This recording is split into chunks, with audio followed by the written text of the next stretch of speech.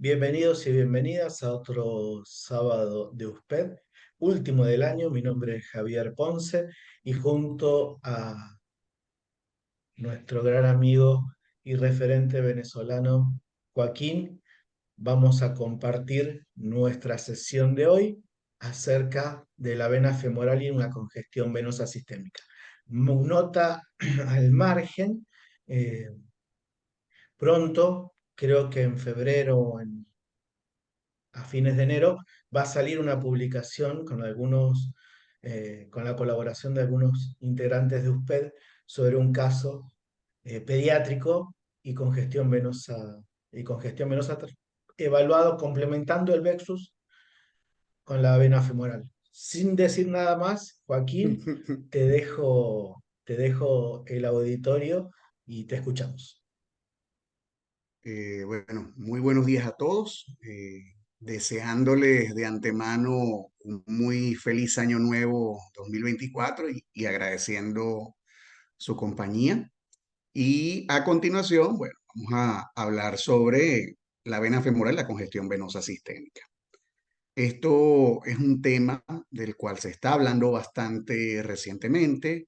Se está planteando la incorporación de la vena femoral en los protocolos de exploración para congestión venosa sistémica, en los protocolos de exploración por ultrasonido. Sin embargo, es algo de lo que ya se han publicado investigaciones que están en reseña en los años 80, en los años 90, más sin embargo no habían tenido ese boom, esa preponderancia o ese papel frente al reflector que están teniendo actualmente. A continuación, bueno, acá les mostramos un pequeño diagrama, algo que conocen ustedes bastante bien sobre el rol activo de la congestión venosa en la fisiopatología de la falla cardíaca aguda descompensada. Podemos ver que después de un insulto inicial va a haber una retención de fluidos, una congestión venosa por múltiples mecanismos endoteliales, neurohormonales, renales, cardíacos, patología de presión, en el cual se va a crear un círculo vicioso de retención de fluidos y congestión venosa, que va a ser básicamente el que va a tener que manejarse a nivel de terapéutica y teniendo como monitoreo el apoyo imagenológico del ultrasonido. Generalidades del flujo venoso. Principalmente el flujo venoso va a estar determinado por los cambios de la presión atrial derecha a través del ciclo cardíaco. Ese papel preponderante de la aurícula derecha que tanto hemos observado con el protocolo Vexus y con otros protocolos de discusión.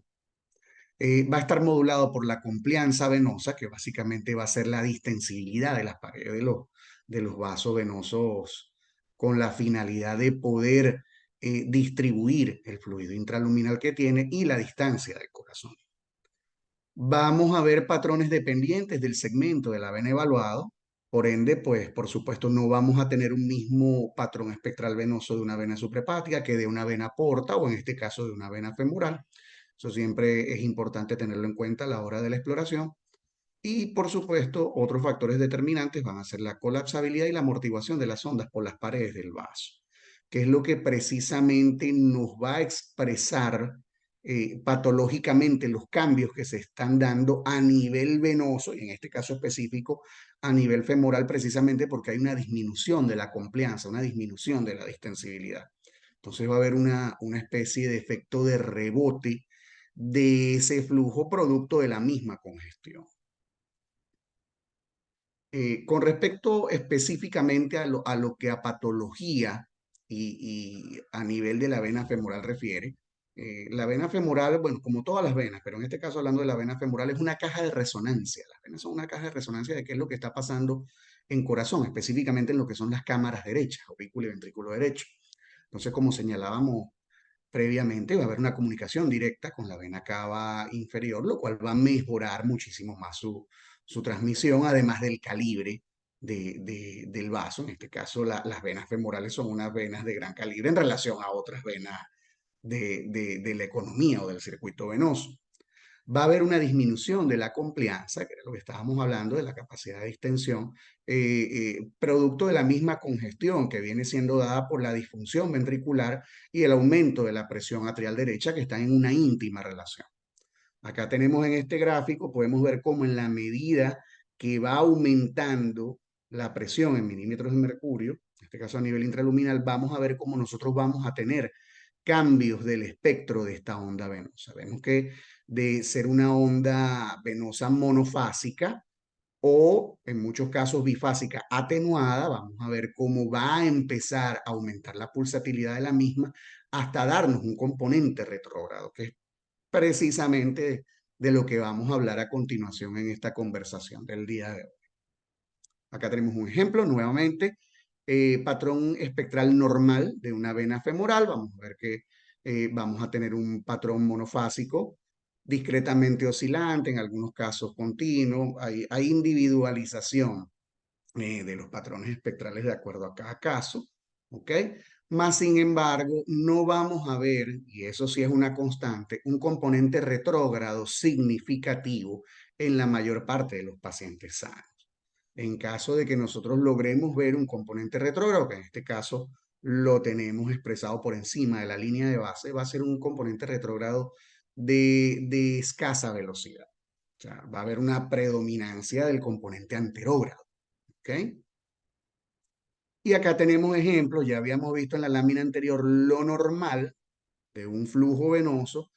Y acá tenemos, por ejemplo, en las imágenes superiores de la lámina, como ya que en este caso empezamos a ver una expresión de lo que es un flujo patológico. Fíjense que es una onda francamente difásica, hay un componente retrógrado importante expresado en la velocidad del mismo, que básicamente iguala a la del componente anterógrado. Este caso en específico es tomado de una publicación en la cual se estaba haciendo un monitoreo de un paciente en terapia intensiva posterior a una cirugía cardíaca y lógicamente acá vamos a ver los cambios de la vena femoral en la medida de que se va compensando el estatus hemodinámico del paciente. Eh, Datos técnicos de importancia cuando nosotros vamos a insonar una vena femoral. Lo ideal, transductor lineal, en la medida de lo posible. Ahora bien, muchas veces en nuestras salas de trabajo va a haber predominio de uso, o no tanto predominio de uso, sino de accesibilidad de transductores sectoriales o de transductores convexos. Y bueno, como se dice muchas veces, el mejor transductor es el que tengo a mano. Si bien estamos en cuenta de que el transductor lineal es el ideal para este tipo de abordaje y es el que ha sido descrito en todas las publicaciones en las cuales se ha tocado el tema sobre pulsatilidad de vena femoral, tanto publicaciones antiguas como recientes, bueno, a la hora de resolver teniendo un paciente al frente, usamos lo que tenemos. Pero principalmente transductor lineal, hacer un abordaje longitudinal del vaso, y esto es muy importante, el ángulo de insonación debe ser menor a 60 grados. Cuando no hay un buen acoplamiento o cuando no hay un buen uso del ángulo de insonación, nosotros vamos a ver cambios principalmente en la velocidad. Y una de las cosas de las cuales vamos a hablar más adelante, que son determinantes para hablar de pulsatilidad o caracterizar pulsatilidad de una vena femoral, es precisamente las velocidades. Entonces, el caso del ángulo de insonación siempre debe ser tomado en cuenta cuando vamos a hacer este tipo de determinaciones. Acá, por ejemplo, tenemos en el recuadro asignado, como ve, una vena femoral común. Acá estamos haciendo un barrido espectral en un corte transverso y fíjense cómo tengo una onda monofásica. En cambio, cuando hacemos el abordaje longitudinal, que es el correcto, vemos como el espectro de la onda cambia completamente. Entonces, precisamente por eso lo ideal es hacer abordajes en corte longitudinal. Y acá en las imágenes C y D del recuadro podemos ver cómo ante ángulos inadecuados hay variabilidad de velocidad. Principalmente esta ponencia o esta conversación se centra en estos tres puntos de los que vamos a hablar a continuación. Este es el oro de la conversación. Esto es un artículo bastante reciente, año 2023, del Ultrasound Journal. Dos de los autores son bastante conocidos en lo que a ultrasonido y hemodinamia refiere, como es el doctor Philip Rolla y el doctor André Denol. Haciendo una parte especial, el doctor Denol es uno de los que más ha investigado a fondo pulsatilidad femoral en los años recientes. En las publicaciones anteriores a esta, nos hablaban de pulsatilidad femoral, más sin embargo no habían unos criterios más específicos bajo los cuales nosotros pudiésemos trabajar con mayor solidez. Entonces acá tenemos, bueno, inicialmente la naturaleza pulsátil. Segundo, la velocidad del flujo retrógrado debe ser igual o mayor a 10 centímetros sobre segundo. Por eso hablábamos de lo importante del ángulo de insonación para, para lo que es el estudio espectral de la onda de la vena femoral. Y además de eso, la velocidad del flujo retrógrado debe ser mayor a un tercio de la velocidad del flujo anterógrado. Entonces, principalmente de lo que vamos a conversar hoy, que va a ser bastante breve, esto es lo que debemos llevarnos, esto es lo que debemos grabarnos. Repetimos nuevamente, naturaleza pulsátil, velocidad de flujo retrógrado igual o mayor a 10 centímetros sobre segundo y velocidad de flujo retrógrado mayor a un tercio de la velocidad del flujo anterógrado. Esto es lo que nos va a permitir determinar con franca seguridad que estamos ante una vena femoral pulsátil con todo lo que conlleva, que en este caso sería que estamos ante un estatus de congestión venosa sistémica.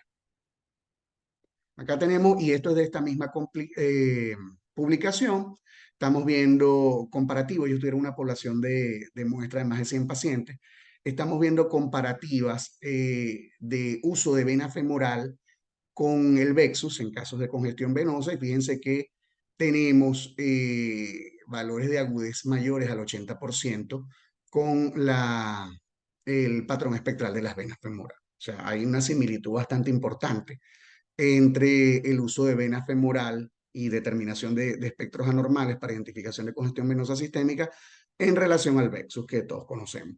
Y esto se da tanto en pacientes ventilados como en pacientes no ventilados, porque muchas veces existe la discusión bastante fundamentada de qué método me puede brindar una buena correlación, de si este método es reproducible ante pacientes ventilados por las características especiales de los mismos.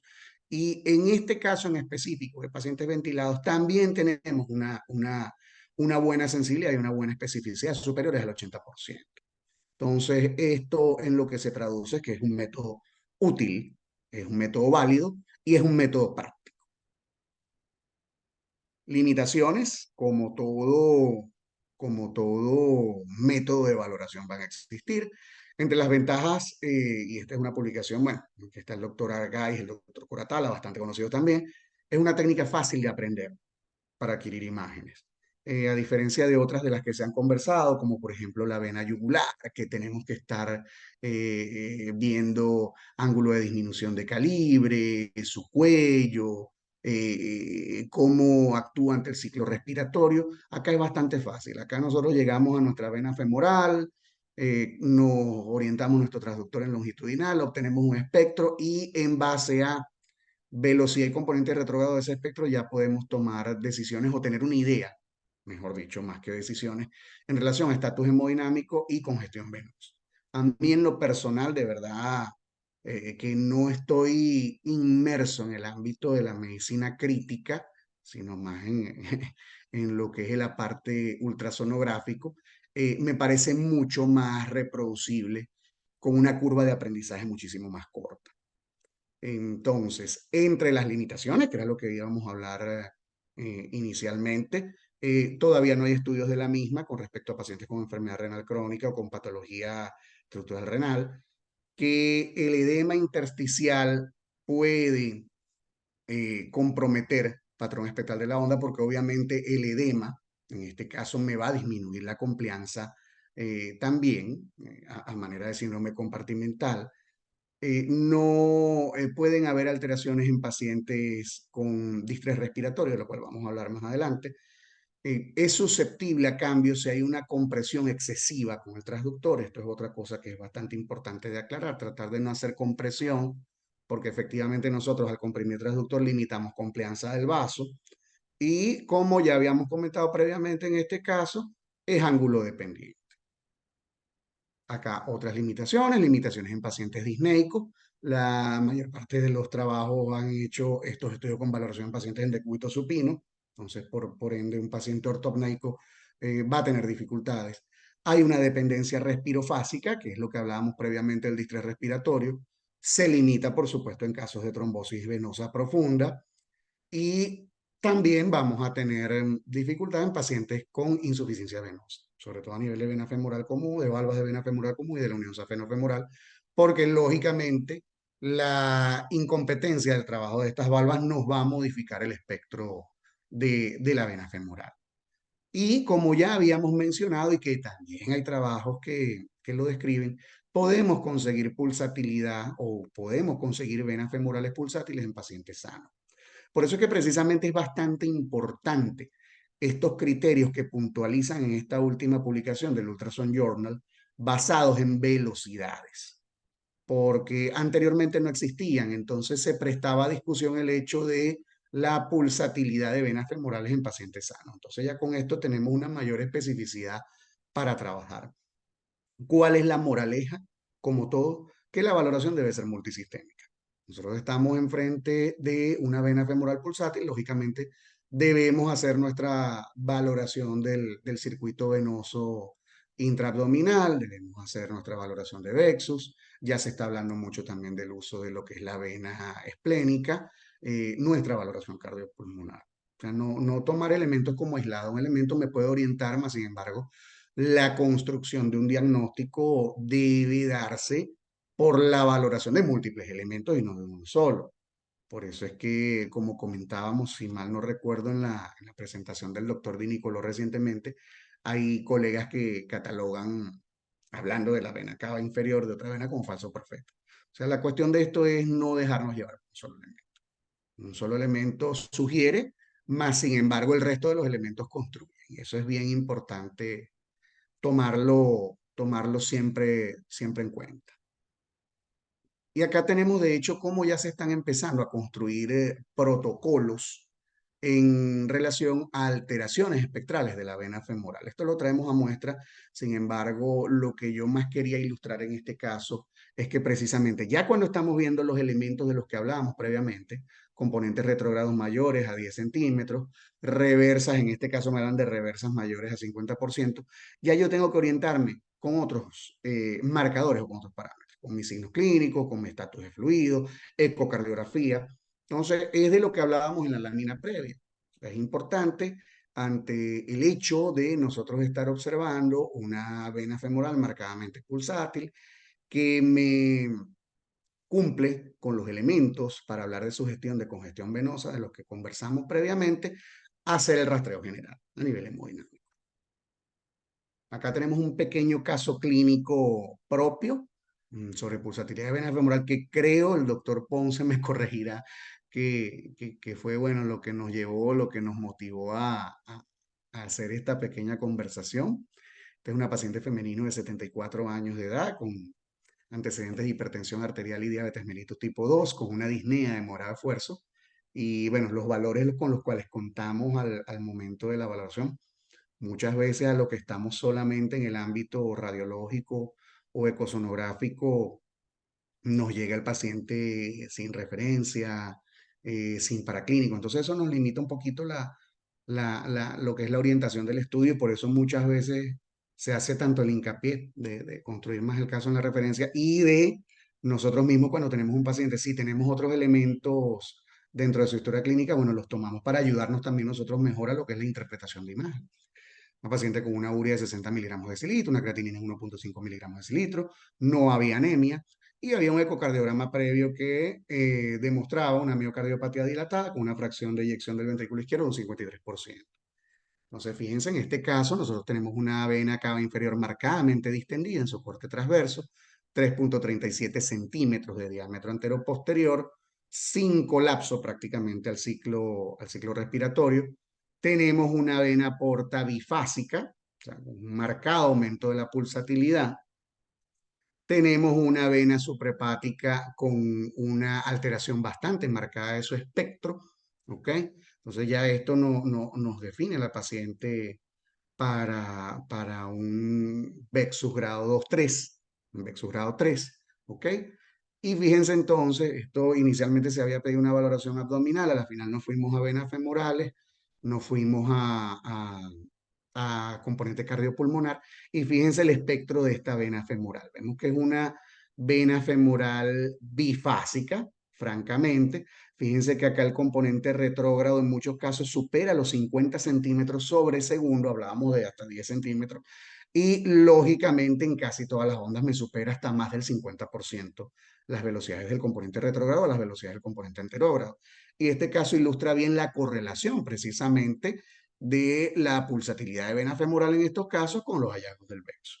Aprovechando un momento, fíjense acá cuando construimos nuestro patrón espectral, acá tenemos estas dos rayitas que vienen con esta línea que vendría siendo mi volumen de muestra, y cuando hablamos de ángulo de insonación es precisamente de esta línea horizontal. Nosotros siempre debemos tratar que esté paralela al eje mayor del vaso y que a su vez tenga un ángulo no mayor a 60 centímetros sobre segundo.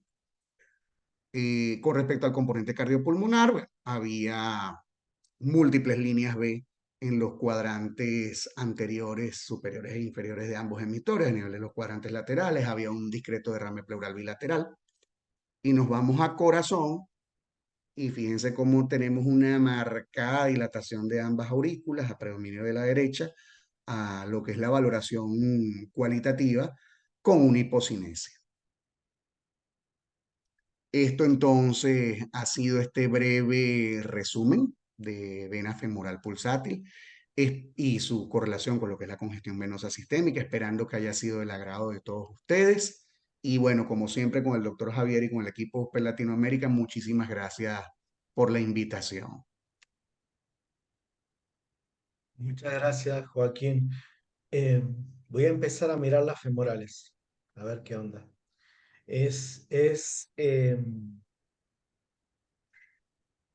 Habría que ver qué nos pasa a nosotros. El caso este que les contaba al principio es un caso del doctor Vanille, de un bebé muy pequeñito, eh, que muestra cómo se correlaciona la pulsatilidad de la vena femoral eh, con la sobrecarga hídrica. Así que veremos qué nos depara las publicaciones y mientras tanto vamos a ir practicando lo femoral a ver qué onda. Tenemos que seguir practicando. Ya la tenemos junada para hacer las cateterizaciones y todo eso. Tendremos que incluirla en el protocolo de congestión venosa. No sé si hay alguna pregunta de la gente, si no, los vamos a prepararnos para despedir el año. Eh, Bueno, Vamos. a propósito de lo que comentaba, hay gente grande que está detrás de esto, que, por ejemplo, el doctor Biobiensolini, que es uno de los padres del VEXU, el doctor Denol, que ha participado, el doctor Rola, el doctor Coratala en algunas de sus publicaciones ha hablado de la inclusión de vena femoral en todo lo que es la valoración para congestión venosa sistémica. Entonces yo creo que ahí hay un futuro promisorio con respecto al uso. Sí, y tenemos que empezar a ver qué nos pasa a nosotros. Nosotros teníamos muchas ganas con Edgar, de allá de México, ver cómo nos ponemos a trabajar y a pensar en protocolos de congestión venosa sistémica pediátricos que nos orienten. Si bien el Vexus está fantástico, es muy bello y es casi un violín en el funcionamiento, en lo escalonado, a veces a nosotros en pediatría se nos complica seguir ese orden. Así que veremos si este 2024 lo podemos hacer. Gente, Joaquín, muchísimas gracias A usted, por doctor. 30 de diciembre, todavía corriendo el maratón. Así que muy bien, muchísimas gracias, te agradezco enormemente. Le agradezco a todos los que se han conectado. Ahí la veo a Natalia, la veo a Reika, la veo a Gustavo. Muchas gracias por estar en este cierre del año. Nos encontramos el año que viene, seguimos, no se para, esto no para por vacaciones, así que si alguno anda por ahí, nos encontramos el, el sábado que viene. Muy feliz fin de año y que empiecen hermoso el 2024. Muchas gracias por acompañarnos y que tengan un hermoso fin de semana. Cordial saludo y feliz año nuevo 2024.